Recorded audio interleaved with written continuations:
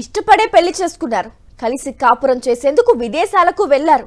ఏం జరిగిందో తెలియదు. పచ్చని కాపురంలో చిచ్చు రేగింది. అవును, వారిద్దరూ విడిపోయారు. విడాకులు తీసుకుని ఎవరి దారి వారు చూసుకున్నారు. కానీ ఇంతలో ఒక విషాదం. తనను విడిచిపెట్టి వేరే వ్యక్తిని పెళ్లి చేసుకుందని తట్టుకోలేకపోయాడు మాజీ భర్త. ఇంకేముంది, పక్కా స్కెచ్ వేసి ఆమెను హతమార్చాడు. తన జీవితాన్ని నాశనం చేయడమే కాక తన తల్లి చావుకు కారణమైందనే కోపంతో మాజీ భార్యను అతి కిరాతకంగా నరికి చంపిన ఘటన హైదరాబాద్ వనస్థలిపురంలో జరిగింది. పెద్దపల్లి జిల్లా మంథనికి చెందిన మహేష్ మహారాష్ట్ర చందాపూర్ ప్రాంతానికి చెందిన సునీతను 2022లో వివాహం చేసుకున్నాడు. వీరిద్దరూ సాఫ్ట్వేర్ ఇంజనీర్లు కాగా కెనడాకు వెళ్లి జీవనం కొనసాగించాలనుకున్నారు. కుటుంబ కలహాల కారణంగా వారి దాంపత్య జీవితం సాఫీగా సాగలేదు. దీంతో కెనడా వెళ్లిన 4 రోజులకే సునీత తిరిగి ఇండియాకు వచ్చింది. తన స్వగ్రామమైన బల్లాపూర్ పిఎస్లో తనను మహేష్ వేధింపులు గురి చేస్తున్నాడని కేసు పెట్టింది. 2024 డిసెంబర్లో ఇద్దరు విడాకులు తీసుకున్నారు. 2025 ఏప్రిల్లో సునీత రంగారెడ్డి జిల్లా రావిరియాలకు చెందిన శ్రీనివాస్ను రెండో వివాహం చేసుకుని వనస్థలిపురంలోని ఓ అపార్ట్మెంట్లో నివాసం ఉంటుంది.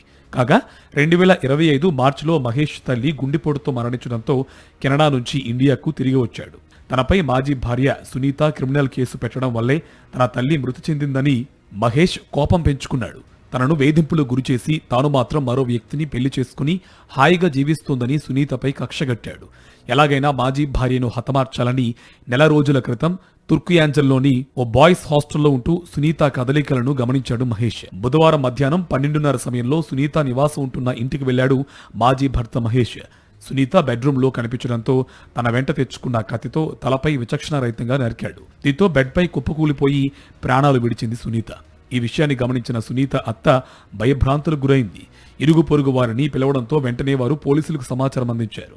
అయితే పోలీసులు రావడంతో గదిలో గడియ పెట్టుకున్నాడు మహేష్. తన వెంట తెచ్చుకున్న పెట్రోల్ను గదిలో పోసి తాను ఆత్మహత్య చేసుకుంటానని బెదిరించాడు. పోలీసులు మహేష్కు నచ్చజెప్పి బయటకు రప్పించి అదుపులోకి తీసుకున్నారు. మాజీ భర్తపై కేసు నమోదు చేసి విచారిస్తున్నారు.